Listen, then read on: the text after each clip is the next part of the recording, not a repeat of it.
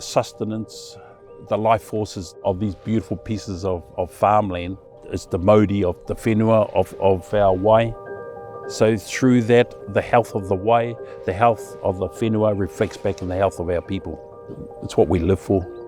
Te Aroha Management Limited is the asset holding arm for Te Aroha Lakes Trust. We're responsible for managing all the commercial assets that Te Aroha Lakes Trust inherited from the Te Aroha Māori Trust Board.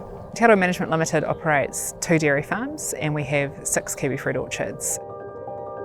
The importance of looking after the whenua and intergenerational stewardship of the land is at its essence of Te Ao Māori.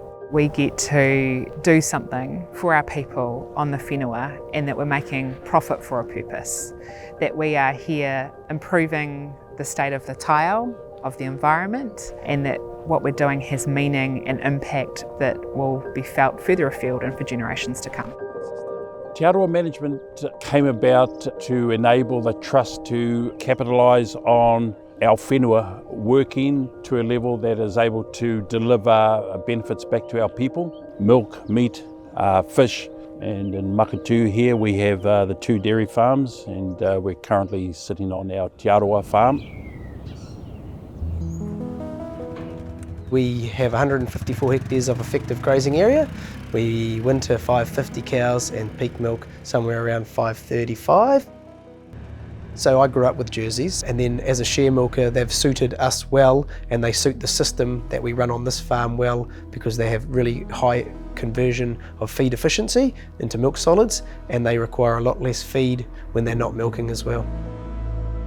I really enjoy it here with Taml. I think that the values they have in terms of being kaitiakis of the land, protecting it for future generations, those are values that I share, and so we are aligned in our values of how the land should look going into the future. The changes we're making on farm fall into 3 categories. One is changes within the system. An example of that is introducing more diverse pasture species to have a better impact on the soil, animal production, and our GHG profile. Then there's what happens around the edges of the system. So simple things like fencing waterways, planting riparian strips with native plants. Then there's the taking out of the system piece, where we think about how we retire whenua and restore wetlands, or we transfer it into horticulture, where we say actually this is on average going to improve our environmental profile. The wetland and the plantings have been a collaborative approach with the regional council, and we've just identified areas that were once natural wetland that are less productive, and so we're just returning them to their natural state. We're passionate about the restoration of our wetland areas because they're big sponges, filters of the water that comes through the catchment down to our beautiful moana in Makatū here. Some of the threatened species, bird species that we thought were losing, they're starting to come back into here. Our tuna was threatened and leaving, and we've seen evidence of tuna coming back in here. Yeah, that's brought a lot of pride to us. I think as part of our environmental stewardship, things like greenhouse gas emissions, I don't have a huge deal of understanding, but I'm actively trying to learn about it and know where our farm is and learn where we can improve. We're actively trying to reduce our synthetic nitrogen usage. We've almost got that under 100 units of N.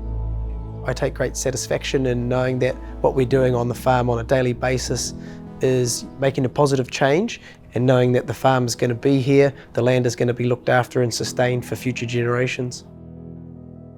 Te Aroha Management Limited first started its conversion from dairy farming to horticulture with this 3-hectare block here, and that was in about 2014. Fast forward to 2023, we've got over 30 hectares of green and gold kiwi fruit, some on our own land, but a lot that we've actually purchased off corpus lands as established orchards. Part of the reason that we have transitioned into horticultural solutions has been climatic. It's also about looking at the platforms and whether they're suitable for dairying. Sometimes cows have to walk over 1 kilometre to get to the shed each day, so that's actually not good for the animals, and it doesn't make sense really from a farming perspective either.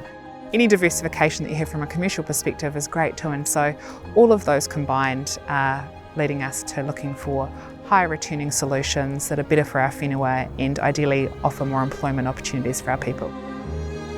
The concept of kaitiakitanga is around stewarding the land. That doesn't happen in a 1-year dairying cycle.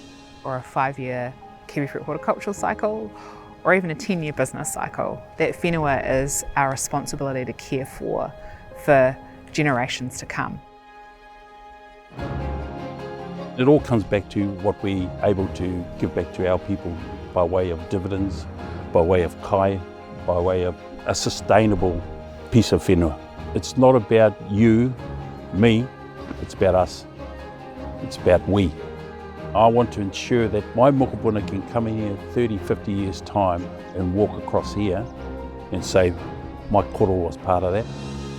I belong to this land, this is part of me, and so I want to leave the land better than I found it. I don't think that profit should come at the expense of the environment. I think that they can go hand in hand together. I want to be one of these young farmers coming through that can prove that we can look after the environment and be profitable at the same time.